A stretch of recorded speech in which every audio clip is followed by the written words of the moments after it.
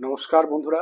বন্ধুরা, যদি আপনার নাক ডাকার সমস্যা থেকে থাকে, রাতে ঘুমোলেই আপনার ভীষণ নাক ডাকার সমস্যা হয়, পাশে ঘুমিয়ে থাকা ব্যক্তি বিরক্ত হয়।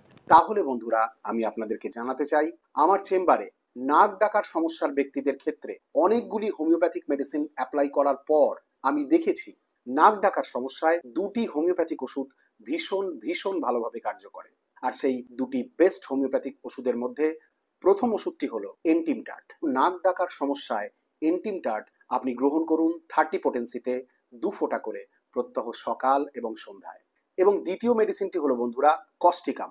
কস্টিকাম আপনি গ্রহণ করবেন 30 পোটেন্সিতে 2 ফোঁটা করে প্রত্যহ সকাল এবং সন্ধ্যায়। এইভাবে এই ওষুধ দুটি আপনি গ্রহণ করবেন কমপক্ষে অন্তত 15 দিন, এবং উপকার পেলে এই দুটি ওষুধ আপনি কন্টিনিউ করুন 2 থেকে 3 মাস। নমস্কার।